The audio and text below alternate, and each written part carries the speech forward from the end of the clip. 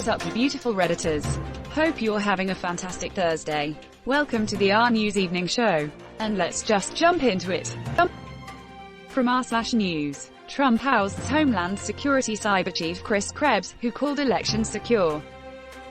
This dude stated the basic fact that Biden was president-elect knowing he was going to get fired for it. That's how petty Trump is. You can't even acknowledge reality around Trump without his precious whittle feelings getting hurt.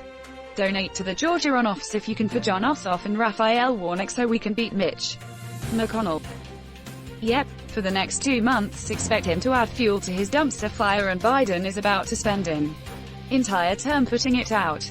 Let me know if that story sounds familiar.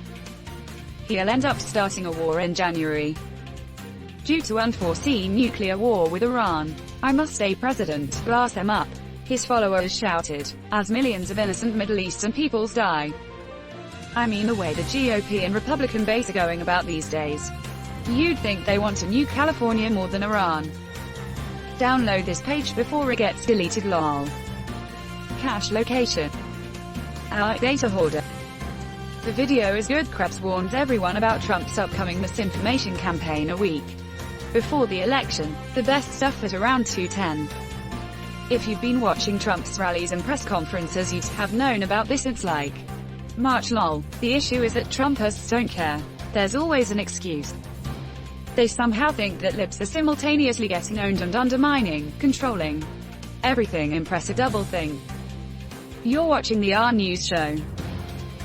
From r/politics, Obama says Trump has caused damage by refusing to concede defeat and warns this is not normal. Lincoln never conceded. Did he say that? According to Clinton, yes. www.insidehook.com. They don't care about abortions. And they never will. Nor does Trump. First off, he just says what he thinks they want to hear, and second, it's just about controlling women. Promiscuous women are not tolerated by the family values crowd. They are all about telling people how to behave, what to do, and the man in the family should make all decisions.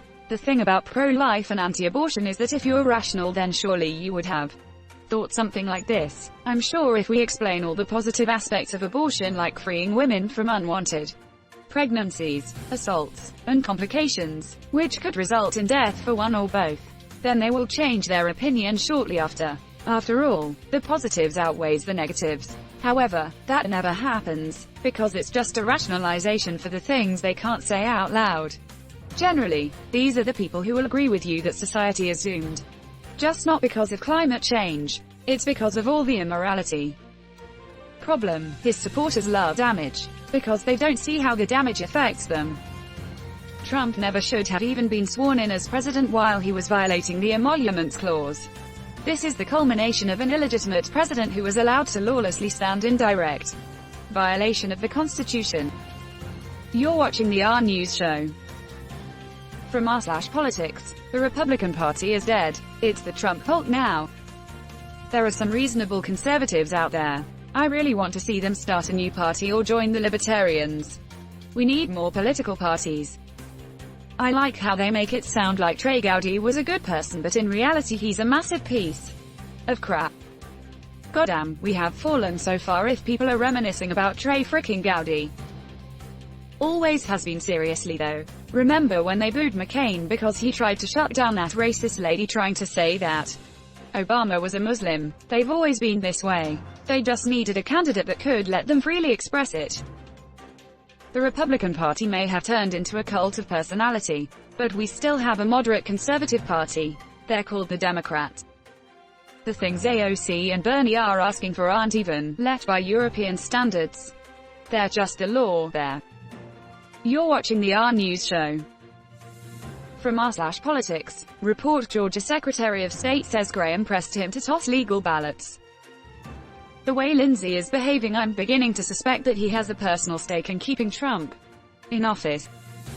I wish that would get more attention. This is from an episode of a podcast that came out a few years ago. Skip to minute 26. It's from a show called Beautiful Stories from Anonymous People, where a caller calls in and them and the host talk for an hour. In this episode, a person calls in and talks about a sitting U.S. senator.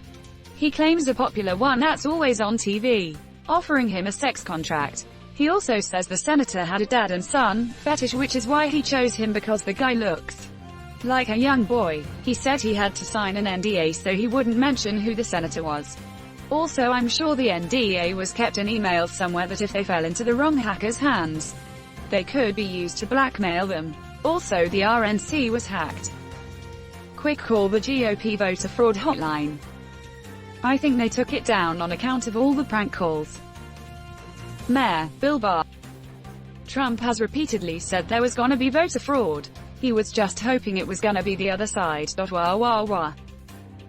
Name all these fricks. How can any conservatives defend this? You're watching the RNEWS show. From r/news. The victims in a weekend shooting at a central El Paso home have been identified. Both were lawyers who worked for the Texas Attorney General's office. Both of the victims worked in the Child Support Division in the Texas AG's office. I'm leaning towards this being an angry parent, rather than it being politically motivated. www.legaldirectories.com, www.texasbar.com. No way. They were about to tell the truth about the shadow government. So deep state actors came to take them out. When the husband recovers and talks, the whole lid will be blown off and the Great Awakening will begin. 1. QAnon idiots who still think there's a pedophile ring in the basement of a pizza joint that doesn't have a basement edit. Stop replying and saying there's a basement without proof. Seriously, give me a credible source or frick off with your Q nonsense. Here's the NYT saying there isn't one. Crap. If you wrote a novel, comic book, or screenplay based on American politics over the past 5 years or so, your editors would blast you for making it so cartoonishly unrealistic. It was a problem I had with a space opera series that I otherwise love. Most of the bad politicians in it were mustache-twirlingly troperific. God, I wish I still thought that they were unrealistically stupid. Edit. It's David Weber's Honorverse series. The first book is available at the publisher's free library. Here. Mitch, I am the Senate, McConnell coming soon. So who's throwing him into the reactor? Can't wait to record that. You're watching the RNEWS show. From r/politics. It's even worse on video. Trump advisor welcomes killing loved ones with COVID-19 as this may be their final Thanksgiving. Anyway. No, Trump and his PR campaign, erroneously called the presidential administration, came to a conclusion first and went looking for someone to agree with them. Like all anti-intellectuals. He's a freaking radiologist, not an epidemiologist. Like, why the frick is he even speaking about COVID? However it happened, this piece of crap now has some kind of power and credibility with Americans most intellectually vulnerable.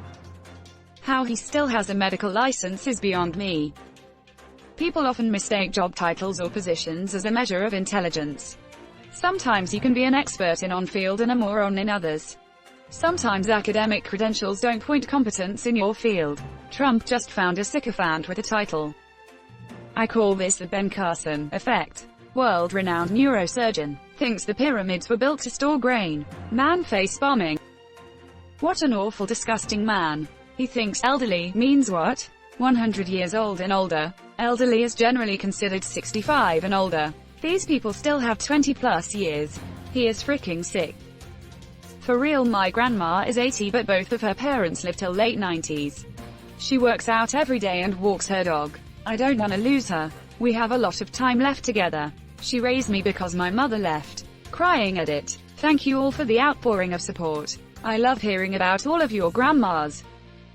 And that's where we're going to end today's show. But if you like what you saw, leave a like. And if you want to see more of the RNEWS show, hit that subscribe button. As always, this has been the RNEWS show and I'll see you tomorrow.